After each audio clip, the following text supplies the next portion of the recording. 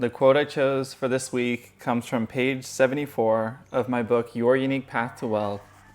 And the quote is, "The universe wants you to be genuinely happy and overflowing with childlike joy." And I chose this quote because in my own experience, and I'm sure you can relate, at times it feels like the world is against us. It feels like no matter how hard I try to get out of a certain situation, there's almost an invisible glass ceiling that just prevents me from making the change that I want to change. Or it may seem like all these things come out of nowhere, just challenge after challenge after challenge. And no matter how hard you work to make it through, it almost feels unfair on how these challenges keep stacking up. And I really think perspective is everything. How we view our life changes our experience of life and also what we manifest into our life. This is a firm belief that I have for my own life based on my own life experience. And I truly believe that when we see the world as a benevolent place and we see challenges that arise as something that are here to serve a purpose, our soul's growth, not only does it change our mindset in how we approach the new challenges that arise, but it completely changes our experience of our life itself. And one saying that I heard when I was in a spiritual community in Scotland called the Finhorn Foundation that has left a huge mark on me is, the universe gives us what we need, not what we want. And most often in hindsight, we can see why things had to unfold in the way that they unfolded, but it can be extremely hard to see that in the moment. And very often, we only change through discomfort, not through comfort. And these unwanted challenges that can seem like such a burden that we wish would just go away may actually be the catalyst needed to transform us into the person that we actually want to be, and the person that we've been praying to become or have been asking the universe for guidance on how to become. I did see this quote on TikTok that also resonated with me a lot, where the character, it was a quote from a movie, said, "When someone prays for courage, do you think the universe or God gives them courage, or do they give them the opportunity to be courageous?" And that really left an impact on me when I heard that, because I absolutely do believe that we're the ones that both create our reality and also have chosen to come here on earth to experience growth and evolution. I can't speak for anyone else. I can only speak for my own life experience. But I have such a deeply rooted and firm belief that my eternal soul chose to come here on earth to experience growth and evolution. And in the moment, when my ego experiences a new challenge, all my ego seems to want is comfort. It wants the challenge to go away. It wants me to experience pleasure, comfort, and an easy life. And sometimes these are great, and just like in any healthy and balanced life, I think these things are beautiful. But I also think that my eternal soul didn't choose to come and incarnate on earth just to experience comfort and pleasure. I think that's part of the human experience, but the true human experience encompasses so much more than just these two things. And now, whenever I receive a new challenge, I have an internal battle usually, because my ego is like, screw this isn't fair. Why is this entering in my life? Why is this person or this circumstance keep showing up?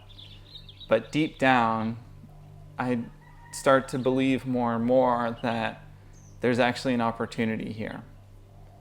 And I know it's all about balance, and it's very easy to swing into the opposite side of the spectrum, where it's spiritual bypassing, where we deny that unwanted things are unwanted, and we just say everything's good because it's all love. And it's true from one perspective, but at the same time, we also have to honor that sometimes things enter our life that are just not good, that we just don't want.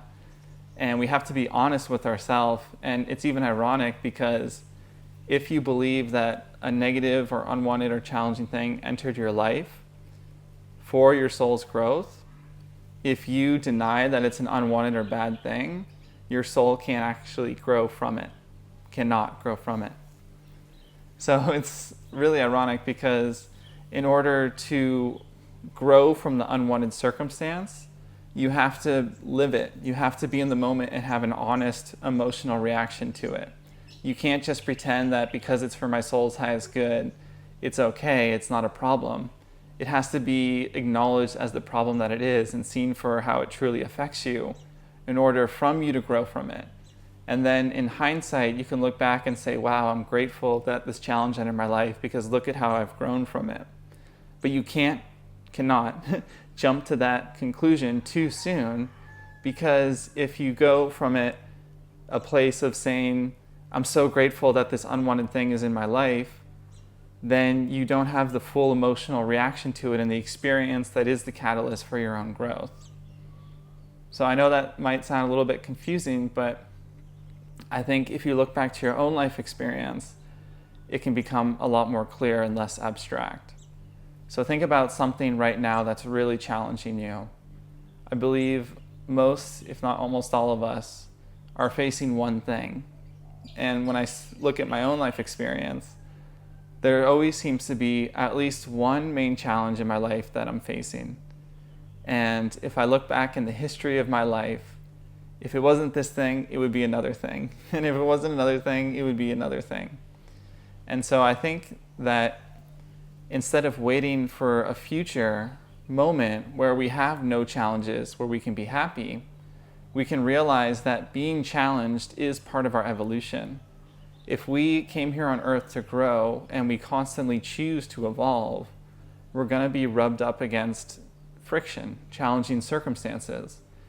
And although my ego, and maybe your ego as well, wants to get to that future idealized life where everything is perfect and you're not challenged and super comfortable, super pleasurable, super easy, maybe, and only you can answer this question, but maybe a deeper part of you doesn't actually want to live that way.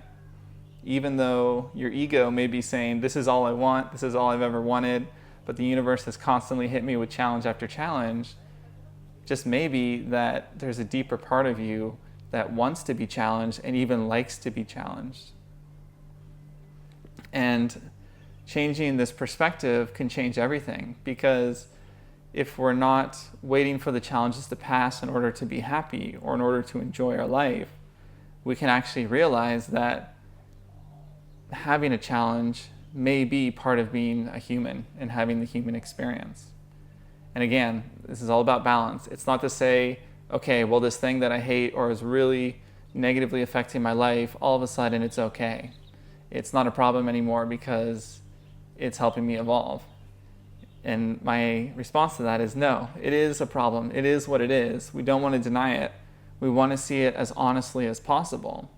But then on top of that, once we acknowledge the weight of it, whatever it is, the question then becomes, well, now that it's here and it's shown up in my life, how can I grow from it? How can I evolve from it? Without denying the pain or the discomfort that it's causing me, what do I do with it? And that's where all our power lies. We get to choose how we respond, how we respond to what life throws at us. And I know this may sound like it's a little bit drifting away from the original quote I shared, but I think it's absolutely connected, because the universe wants us to be genuinely happy and overflowing with childhood joy. And I believe when we change our perspective, we'll then see that life gives us so many things to be joyful for. And although our ego has these preconceived ideas, largely inherited from society, maybe parents or mentors or other peers, that tell us what our life needs to look like to be happy, very likely the things that our ego thinks it needs to be happy aren't what actually make us happy at the deepest soul heart level. And just maybe, I'm throwing it out there, what our heart and soul most craves is to live the life that we're already living right now. But we just need to change our perspective in order to truly see that. And when we see that clearly, nothing has to change in the external world in order for our experience of life to completely shift. And ironically, when we no longer need things to change in the external world to be happy, they do change, because the external world is a mirror that reflects our internal world. So it's very cool. And it also reminded me of a quote I heard from Einstein, but I completely forget the quote. I just remember the general idea, so forgive me if I get it wrong. But the quote is something along the lines of, whether you choose to believe that the universe is hostile or benevolent is one of the most important questions you can ever answer in your entire life. And I really need to look up the actual quote to make sure I get it right. But I think you can understand the idea, which is we have a choice, ultimately, whether to look at the world as a friendly, benevolent place or a hostile place. And if you think about it in your day-to-day life, wherever you live, if you see the world as a hostile place, you won't want to connect with new people, because the automatic assumption is that something bad could happen to me or it's dangerous. But if we view the world as a friendly place, we assume and set expectations that good things are going to happen to us. We're more likely to connect, which is a fundamental need for humans, to connect with other people, because we believe fundamentally that other people are good. And it's such an important shift to make and to believe in. And again, there's always balance. You want to be careful and not naive, especially let's say you're traveling to a new area. You want to be smart, but at the same time, the underlying assumption is that the universe is fundamentally good. And when we believe that, we really will change our life experiences. And if you believe in manifestation, then you can see very clearly why having the expectation that the universe is good will change what you manifest into your life. But even if you don't believe in manifestation, just from a purely logical standpoint, if you believe that the universe is friendly and benevolent, you're more likely to focus on the parts of life that are good, that match your belief, and more likely to not focus on the bad. So I don't know the specific psychological studies on this, but I have read in a few books in the past this idea that you've likely read as well, which is at any given moment, there is practically an infinite amount of stimuli that we can choose to focus on. You think about wherever you're walking throughout your day-to-day life, there are so many different things, countless different things that your eyes can look at, that you can choose to focus on in your mind. And the question is, how do we select what to focus on? And in other words, there's essentially practically unlimited proof to offer evidence for any belief that you choose. So the beliefs that you carry are what help you select what you focus your attention on. So when you're looking for good, out of the practically unlimited stimuli that you can choose to focus on in your environment, you're going to start to pay attention to when humans are kind to each other, when you see people laughing and enjoying life and having a good time. Just imagine you're in a big city. There's basically almost every single emotion happening at any given time in that city. And if you think that life is good, the universe is benevolent, you're going to focus more of your attention on the people that are playing, that are having fun, and that are happy, and that seem like they're enjoying their life. But if you believe that the world is hostile, you believe that the world is going in a very negative direction, in that same city, you're going to be paying more attention to the people who seem stressed, overworked, unhappy, and who seem to believe that the world is ending. Now, I know this is an extreme example, and again, it's always about balance. It's not about saying everything's good and nothing's bad and just denying the bad. But ultimately, the world is more of a reflection of your internal state than it is of what the world actually is. So your perspective, again, is everything.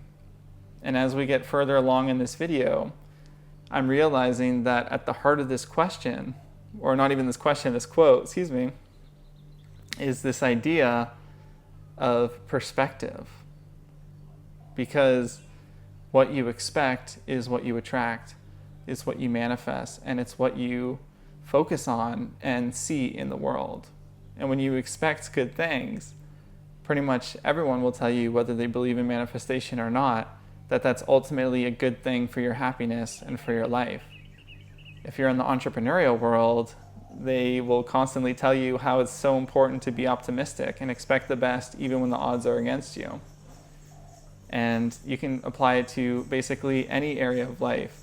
The people in their job or career who expect good things to happen almost always have more good things happen to them. And you don't have to believe in any spiritual things to understand how that works.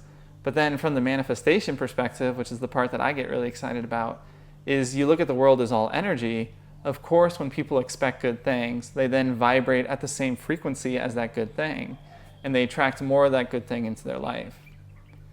And when I say the universe wants you to be genuinely happy and overflowing with childhood joy, that essentially means that the universe wants what you want.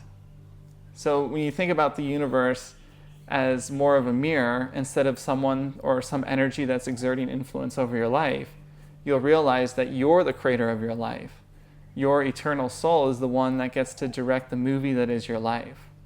And when you see the universe as a benevolent place, it's almost as if you're creating your own movie that is your life, and you're the writer that's saying, okay, this main character lives in a world that is a happy world, a beautiful world. So you're not creating the world that you live in, but you are essentially creating your experience of the world based on the perspective you choose to have on it. And we all know that there are some people that live in a world where everything is beautiful. There's never been a better time to be alive. Although there are problems in the world that are really serious and need solving, the rate of technology is improving. The standard and quality of life for the majority of people around the world is increasing. There's so many things to focus on that are good. But then there's also the negative perspective where you can watch the news and focus on all the things about the world that are bad, the existential threats and the challenges that we're facing that we've never faced before. And one really important thing to note is, I don't know about your experience, but people who are genuinely happy, who are feeling very excited to be alive and optimistic, don't deny the negative things that are happening in the world. I don't know what you've experienced, but in my own experience, I feel the people that are truly alive, who are truly excited and grateful for the world they live in, are the people who know who they are.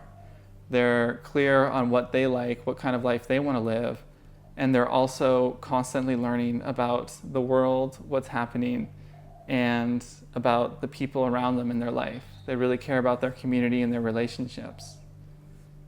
And it's not to say that in order to be happy, you have to pretend that bad things aren't happening. It's actually the opposite, because whatever you deny or suppress grows bigger. And if you deny or suppress the pain that's occurring in the world, very likely you're also denying or suppressing the darkness that lives within you. I think we all have darkness that we inherited or that have come to us as we've grown up. And it's so important that we shine the light of our soul, of our true self, which is pure light, onto those darker shadows and see them for what they are, so that we can heal, so that we can release the illusion. Because in my opinion, darkness and shadow is all areas that haven't been touched yet by the light. And when you shine the light of awareness onto them, you see them for what they are, and then they can be healed. So I see each of us as an eternal soul of pure light who has chosen to incarnate on earth, and then once we've come to earth and grown, we've experienced shadow. We've experienced the duality of this world. And now it's up to us to remember who we are at the soul level, which is pure light, and to not deny or look away from the shadows, because then they'll just get bigger, but instead to look at them clearly as the true self, the soul, and we shine the light, which is just awareness. Awareness is light. So if there's a dark room, it's scary until you turn on the light, but once the light's on, you see everything clearly, and it's not scary anymore. Now, I know this seems a little bit of a tangent, but it's really, really important to live a balanced life. When you see the world as a benevolent place, it doesn't mean you have to deny the bad things that are happening. And I think so many people think that, I understand from a manifestation point of view, that you want to focus on the good and not focus on the bad. But I want to be very clear that that does not have to mean that you deny the bad. There's a very, very big difference between focusing on the good and denying the bad and pretending it doesn't exist, and focusing on the good and acknowledging and shining the light of awareness on the bad as well. So I know this is a little bit heavier than it may have first seemed at first glance with the quote, but the reason why I say this is because I want to address the things that may prevent you from seeing the universe as a benevolent universe. And I want to shine a light on the things that may prevent you from falling in love with your life. Because you're such a beautiful energy, unique frequency, that I truly believe has chosen to come here on earth for a specific purpose and reason. And your presence makes the world a better place. You are bringing that light of love into the world. And the way that we see ourselves is a mirrored reflection of the way we see the world. So when we choose to see the world as a negative place, very often there are parts of ourselves that we see as negative, and we're projecting that onto the world. Because, as I mentioned earlier, there's nearly an unlimited things that we can choose to focus on in a world filled with 8 billion people, where we have access to the internet, which connects us to every single part of the world, or nearly every single part, in a way that we've never been able to before as humans, which is to say that there's practically unlimited evidence to focus and feed any single belief that you hold within yourself. And so there are bad things and there are good things, and there's a billion things in between on that spectrum. But very often the things that we choose to focus on in the world are a reflection of the way that we see ourselves, or the way that we focus on what's happening within us. And that's why you hear that spiritual quote often. Again, I don't know the exact quote, but I first tried to change the world, and then I became wise and realized I changed myself. And it's all about changing the perspective. But I keep emphasizing this point because it's so important, that when you really love yourself and you love every part of yourself as a human being and a soul, you love the light, the dark, the shadow, everything, the full spectrum of who you are, then you also love the full spectrum of the world. And if you're able to sit with your own shadows, sit with your own darkness, and love yourself, love your shadows, love your darkness, love all of you, then when you look out into the world and you see the bad things that are happening and the suffering, you don't pretend they don't exist and deny them, but you can love them just like you love yourself. And the same is true with all your light and all your beauty and all your divine power. The full spectrum is something that you can love, and you don't have to focus on any single part. You can love all of it. And when you love yourself truly and unconditionally, you can also sit with and love all parts of the world exactly as it is. And when I say true unconditional love, when you have that love for yourself, you don't feel like any part of you needs to change. You can still grow and evolve, but you're not telling yourself that I will only love myself once I grow more or evolve in this way, or heal my shadow or heal my divine wound. And the same is with the world. When you genuinely love the world as you love yourself, you're saying that I love it right now, and I'm not waiting until it changes or these things are fixed before I can love it. Even with these bad, horrible things happening, I'm still loving it unconditionally, and I want those things to change. And when I feel inspired, I'll proactively do things to change the world and make it better. But at the same time, you're not withholding that love until things are fixed or changed in the way that you see they need to be fixed or changed. You're loving it exactly as it is. And this is where it becomes really interesting, because The original quote is, "The universe wants you to be genuinely happy and overflowing with childlike joy." And I say this because it's a way to instill that belief in you that the universe wants you to be happy. But ultimately, what the universe wants the most is what you want. Whatever you want for yourself is how the universe will respond. So you are the creator of your own life. And if you want to be happy and overflowing with genuine childlike joy, that's also what the universe wants for you.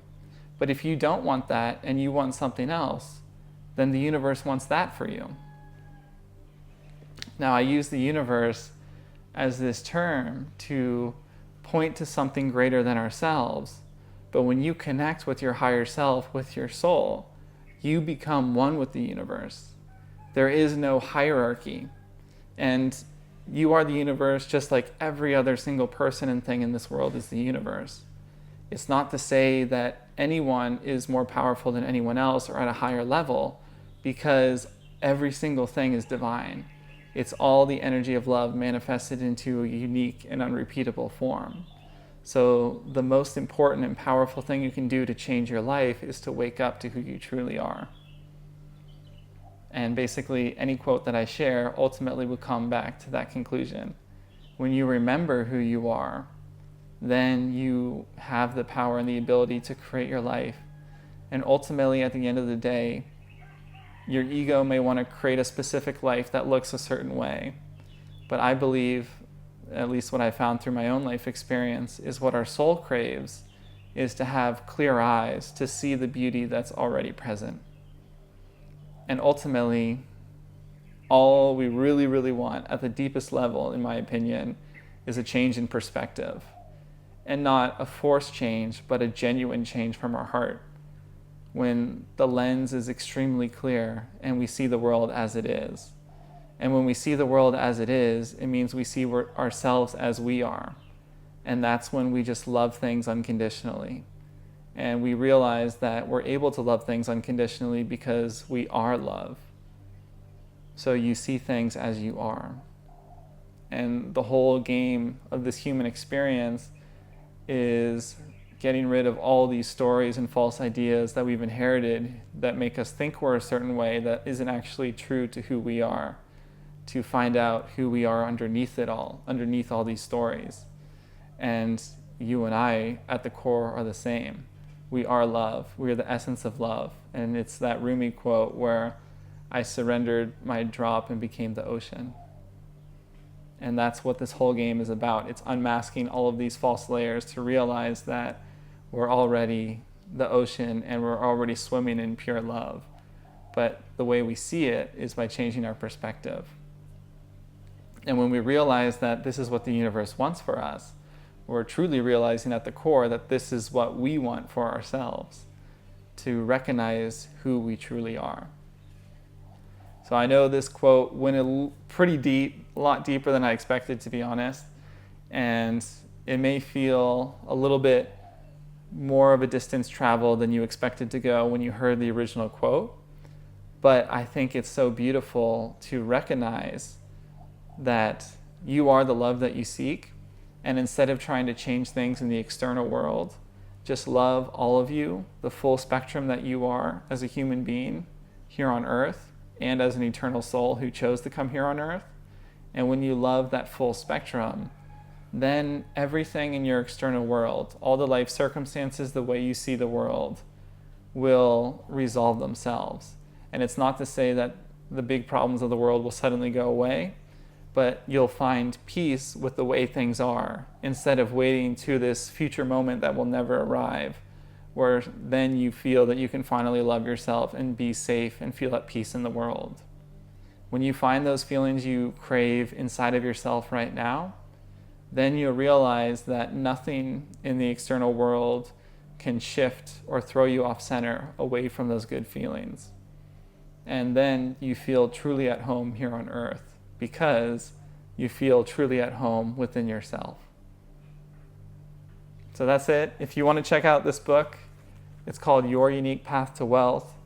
And also I'm sharing a lot of writing and weekly guided writing exercises on my Substack, which you can find by going to my website, ericjohncampbell.com. And I look forward to seeing you for next week's quote. Have a great day.